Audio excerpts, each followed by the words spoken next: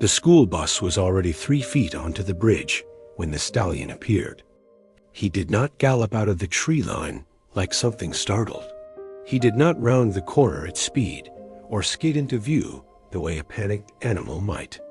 As if he had been standing there already, and the fog had only just decided to lift.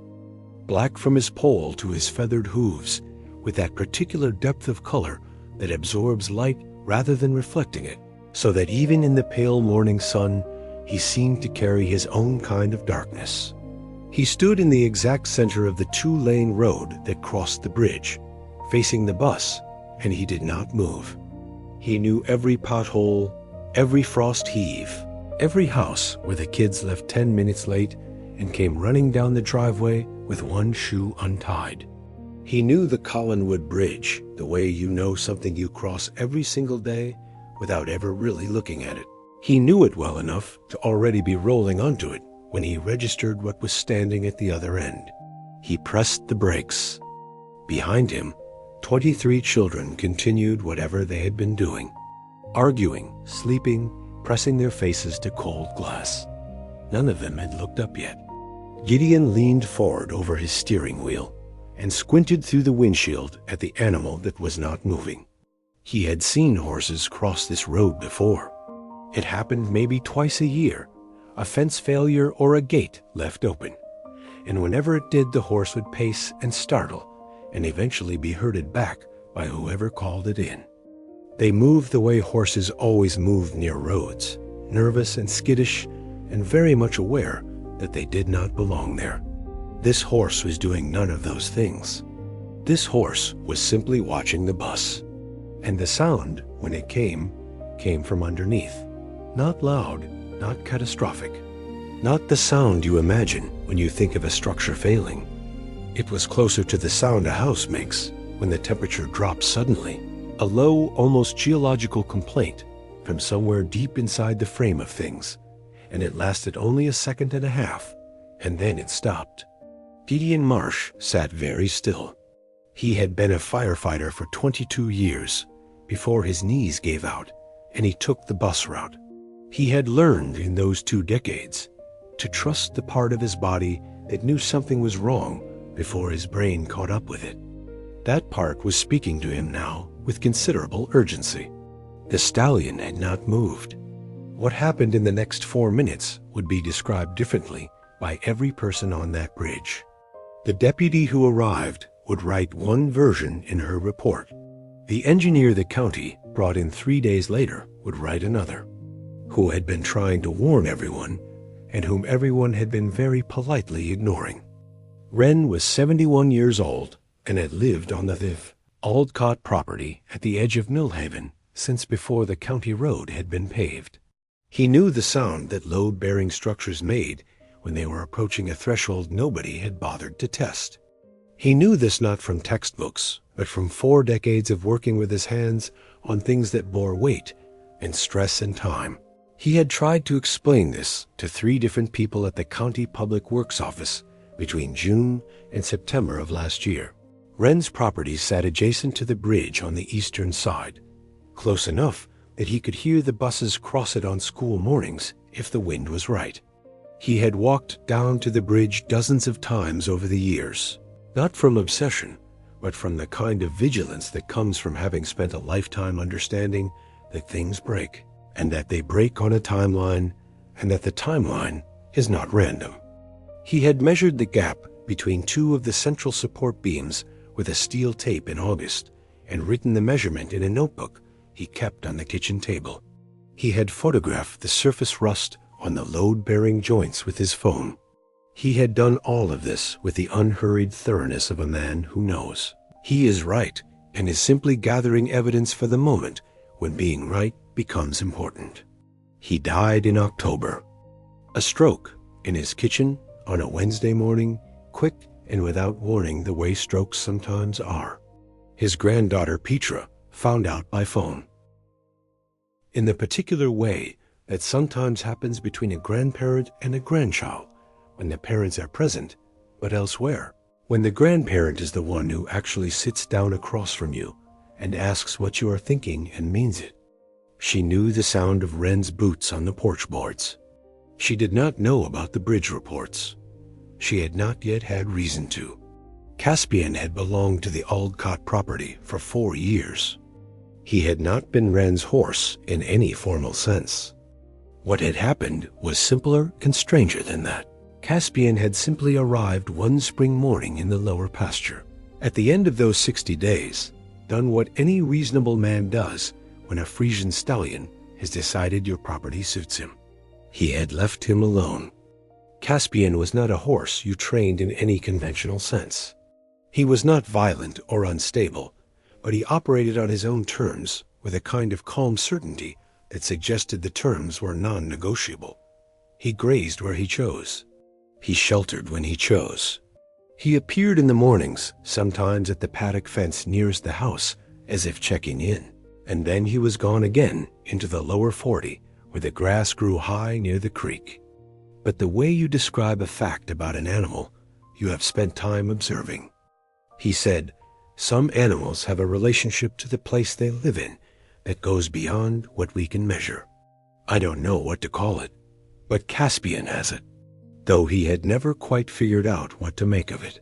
Caspian did not go near the bridge. This might seem unremarkable for a horse who roamed a pasture. But the lower fence line ran alongside the road for nearly half a mile. Wren had written this down in October, 2 weeks before he died, in handwriting that was still precise and steady. Caspian won't approach the eastern fence. Hasn't in 4 years. Something about the bridge that he knows, and I'm starting to know too. And nobody found it, because nobody knew to look. Petra had to return to school. Her mother handled the estate, or began to. The property would eventually be sold, but there were months of legal process between a man dying and a property transferring. And in the meantime, the fences held and the grass grew, and Caspian continued doing exactly what he had always done. He was there when the April bus came to the bridge. Nobody in Millhaven knew quite who to call first when they heard. The situation defied the obvious categories. It was not a traffic accident.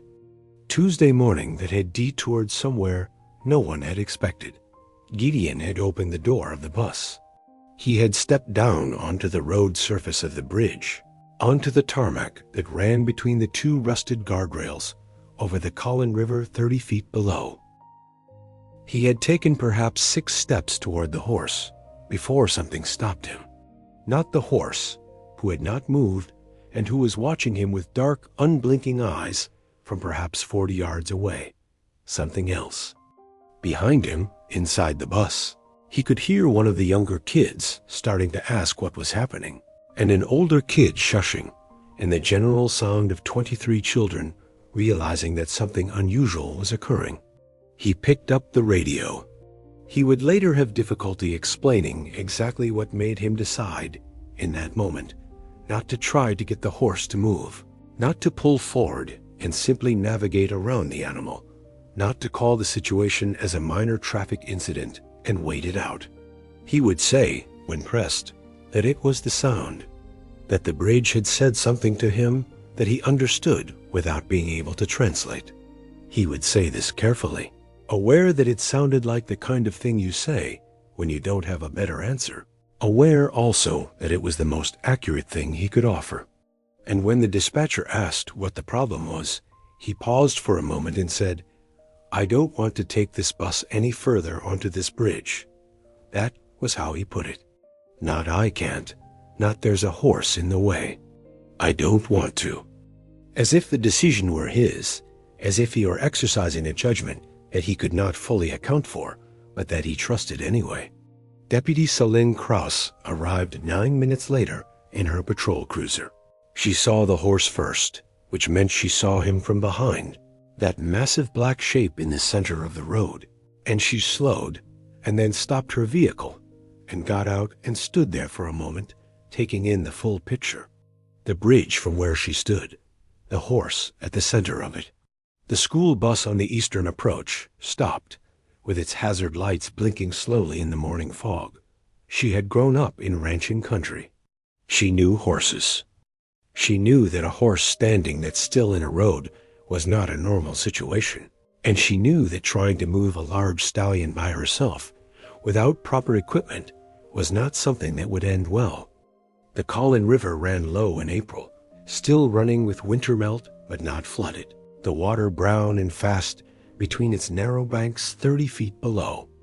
The underside of the bridge was partially visible from where she stood, the lattice of aged steel beams and the concrete deck above them. Who was not an engineer, but who had grown up around structures and could recognize when something looked wrong, even if she could not specify the technical category of wrongness. What she saw was not reassuring. The surface rust on the lower beams was not the surface rust of a maintained structure showing its age in a manageable way. It was the kind of rust that implied depth. That implied the deterioration visible from the outside was a small fraction of what was happening inside the metal. She had seen similar rust on an old grain elevator outside of town that had partially collapsed 3 years earlier. And she had been one of the deputies who responded to that call. And she remembered what the engineer on scene had said afterward, which was that the visible rust was never the problem. It was what the visible rust told you about what you couldn't see. She got back in her cruiser and she called it in as a potential structural concern. This was the call that changed everything that followed, because the moment the word structural entered the county dispatch channel, a different kind of process began. Not the process for a traffic disruption or an animal removal, but the process for infrastructure, which had its own chain of calls and its own set of people who were supposed to be alerted. And one of those people was a civil engineer named Gordon Hapscom, who had been with the county roads. He had seen a report from that address before. He was almost certain he had seen a report from that address before. He found it 11 minutes later in a file that had been logged and categorized, and a detailed written description of observed surface deterioration on the eastern support joints, accompanied by 3 photographs taken from the road surface and 1 from the riverbank below. The photographs were clear. They showed exactly what Wren had been trying to show someone for months. There was a second report in the same file, logged in August, more general in its language, but consistent in its concern. And a third from June, which was the first, which used the careful measured language of a man who was still giving the system the benefit of the doubt. A man who believed, at that point, that the right phone call to the right office would produce the right response. Gordon Hapscom drove to the bridge. On the bus, the children had been told to stay in their seats. Gideon had given them no real explanation beyond, "There's a situation on the road ahead that they're working on." And 23 children, being children, had filled that explanation with 23 different theories, most of them involving the horse, still standing at the other end of the bridge, like something placed there by a hand none of them could see. Petra Aldcott was sitting 4 rows back on the right side. She had not been particularly paying attention when the bus first stopped. She had been looking at something on her phone, a photograph, something she looked at sometimes in the mornings when the ride was long and she was thinking about her grandfather. It was a picture from last summer, Wren at the fence line near the eastern pasture, looking at something off camera, one hand resting on the post. The sky behind him was the particular blue of a dry July afternoon. She looked up when the bus stopped and did not move for a long time. She looked through the front windshield and she saw the bridge and she saw the horse, and she sat very still. Caspian was too far away to see clearly from where she sat. The way he occupied the center of the bridge, as if he had been placed there specifically, that made her put her phone in her pocket and lean forward slightly in her seat. She did not know yet, but she felt something, the way you feel the specific quality of a silence that means someone is about to speak. What Solène Cross discovered when she walked the eastern bank of the river below the bridge was not, strictly speaking, visible from the road. A decision she registered with mild irritation, but did not reverse. From the riverbank, she could see the underside of the central span clearly. She was not an engineer. She could not have given you a technical account of what she was looking at, but she had been in enough old buildings, under enough old structures, and what she saw in the central beam cluster of the Collinwood Bridge was not the controlled rust of a structure being maintained and monitored. It was the kind of deterioration that had been doing its work in private for a long time. She climbed back up the bank and called for Structural Assessment Priority 1. Gordon Hapscomb arrived at the western approach 3 minutes after she placed the call. He walked to the edge of the bridge on his side and looked at Caspian, who was still standing in the center. And then he looked past the horse at the bus on the other end, and then he looked at the bridge itself. He set down his bag and took out a device and made a reading. He made a second reading, and he said words that she would repeat many times afterward, always with a pause before them. Don't let anything else onto that bridge. He said it quietly. He said it the way people say things when the information they are conveying is large, and the situation for conveying it is not. The official findings released to the county board 11 days later, and that the bridge should have been closed no later than the previous year, based on observable deterioration that met the threshold for immediate intervention. The document also noted, in a single line toward the end of the findings section, the Collinwood Bridge on that Tuesday morning in April could bear, at best, 11,000. Gideon Marsh had been 3 feet onto it. Caspian was eventually moved, not by being driven or pushed or directed, but by the arrival of a woman named Deirdre Voss, who operated the nearest livestock rescue, and who arrived with a trailer and a lead rope, and who, Caspian looked at her for a long moment. Then he turned and walked with her off the bridge. One of the parents who had gathered, there were perhaps 15 of them by then, phones in hands, standing along the embankment on the eastern side. They would say this felt true at the time, and still felt true when they tried to describe it later, and they could not find a better way to say it. The children were taken back to school in 2 separate vehicles. Gideon Marsh sat in his bus for 20 minutes after everyone else had left, and offered him a coffee from a thermos, and Gideon accepted it, and they sat for a few minutes in the stopped bus on the road that led to the bridge that was now marked with orange cones. He said nothing else. Some things you don't have words for, and you know it, and you stick with that fact until you can set it down. Petra Aldcott asked to be dropped at her house rather than at school. On the drive home, Petra sat in the passenger seat and looked out the window and said, almost conversationally, that the horse had been her grandfather's. From the Aldcott property, his name is Caspian. Her mother was quiet for a moment. Then she said she hadn't known there was a horse on the property. Petra said she had. She said she had always known about Caspian. She just hadn't thought to mention it, because Caspian was always just there, part of the background of the place, the way the creek was and the old pine at the back fence. She had not thought of him as belonging to any story. She was quiet for the rest of the drive. That evening, alone in her room, she did something she had not done since the winter, which was to go through the photographs on her grandfather's phone, a task that sat on the list of things that grief makes it difficult to get around to. Petra had transferred the photos once, in November, going through them systematically, the way you go through things when you are trying to hold on to a person, and she had looked at all of them and had felt the specific texture of losing someone and had put the phone away. She went through them again now. She scrolled back to October, to the last weeks of her grandfather's life, and she found what she was looking for without knowing that she was looking for it. Wren had taken a series of photographs in the first week of October, the things he had been trying to report.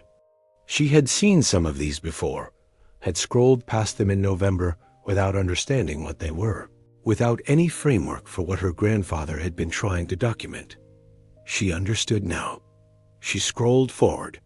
The photographs continued, 13 of the bridge from various angles, then a gap of 2 days, the fence that ran closest to the bridge road.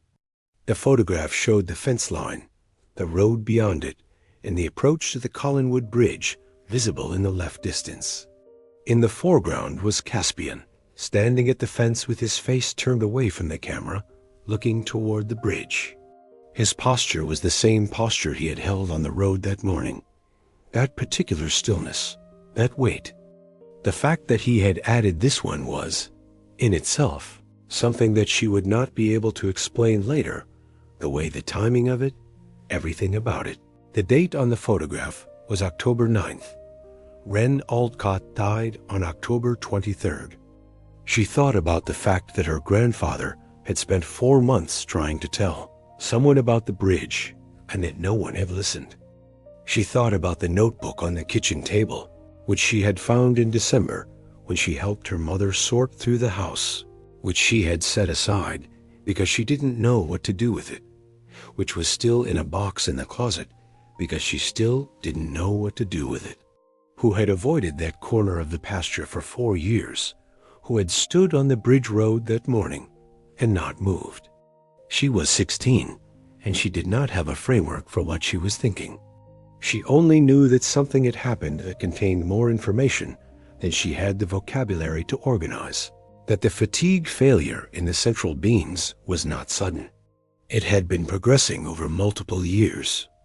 The kind of deterioration that does not arrive as a single catastrophic event, but as a slow accumulation, a millimeter at a time. The photographs on his phone matched the assessment findings in a way that the lead engineer, a methodical woman named Ashworth, who had spent 30 years in infrastructure. The county announced the bridge closure publicly on April 14th. The announcement included a statement about the inspection gap, an acknowledgement that procedures had not been followed correctly, and a commitment to a full review of all bridge assessments in the district. The Millhaven Gazette ran a feature 2 weeks later. A local reporter named Avery Son had done the work of tracing the full sequence, finding Wren's original reports, locating the chain of people who had received them and had not acted, reconstructing the timeline. Was the photograph on Wren's phone, the caption, the date, the image of Caspian at the fence, looking at the bridge, 14 days before Wren died. When Petra did speak, finally, she spoke to Avery Son, who drove out to the house on a Saturday afternoon and sat at the kitchen table where Wren's notebook had once sat. And Petra showed her the phone, showed her the caption, showed her the date. She was a careful person who had learned that the space after an unusual piece of information is better left empty. After a while, Avery asked if Petra knew what had happened to Caspian after the morning on the bridge. Petra said yes. She had called Deirdre Voss at the livestock rescue. Caspian was there, in a paddock, in good health. The rescue was working to find him a permanent home, but it was taking time because a Friesian stallion was not a simple placement, and because Caspian was, Deirdre had said, a horse with particular requirements about where he would and would not go. Avery Son said that was interesting. Petra said she was going to get him. Avery looked up. She was going to take on the Aldcott property. She was going to keep it. And she was going to bring Caspian back. This was not, she said, because she believed anything in particular about what Caspian had done or known or perceived. She said this carefully. In whatever small way, she was capable of honoring it. She said this looking at the table rather than at Avery Son. Avery Son wrote it down anyway. Gordon Hapscomb retired 7 months after the Collinwood incident, a retirement he had been planning for a year, but that arrived with a different weight than he had anticipated. He had spent his career assessing the health of structures, understanding load and stress, and the way things bore up or failed under what was asked of them. He had been good at his work. He had also, in the specific case of Wren Aldcott's reports, been part of a system that had not worked. He thought about it the way you think about things that do not resolve, that circle back in quiet moments and require you to sit with what you know and what you don't. He never returned to the bridge site after the assessment was complete. He knew what the engineers found. He had read the full report. He did not need to stand there again to understand what had almost happened. But the weight of the almost was a thing he carried, and he suspected he would carry it for a long time, the way all people carry the specific gravity of things that came close. The new bridge would be significantly stronger than the original, built to current load standards. Official review called a procedural failure at multiple levels. The demolition crew reported nothing unusual. Caspian was in the trailer. She was delivering him to the Aldcott property, where Petra had been there since April, making the place ready, replacing boards in the paddock fence, clearing the brush from the creek corner, restoring the lower pasture to something a horse could move through freely. It was a warm morning. Deirdre Voss backed the trailer to the gate and opened it, and Caspian came down the ramp and stood for a moment at the edge of the Aldcott property, ears forward, reading something in the air that only he could read. Petra was there. She had her hand on the fence post, the way Wren had his hand on the fence post in the photograph on his phone, a posture so close to her grandfather's that Deirdre Voss, who had never met Wren Aldcott, felt something she would describe later as a sensation of a room containing more people than she could see. Caspian walked into the pasture. He walked south, through the long grass, past the old pine at the back fence, down toward the creek and the lower 40, where the grass grew high and the ground was soft with spring. What Petra did not know, and would only discover 6 weeks later when she finally went through the rest of her grandfather's notebook, was that Wren had written a final entry on the morning of October 23rd, the day he died. It said, "Caspian at the south fence this morning, watching the bridge again. Whatever he's waiting for, it isn't over yet." Somewhere in the county records, there is still a report filed by a dead man about a bridge that should not be trusted. Nobody stamped it. Nobody acted on it. But something did.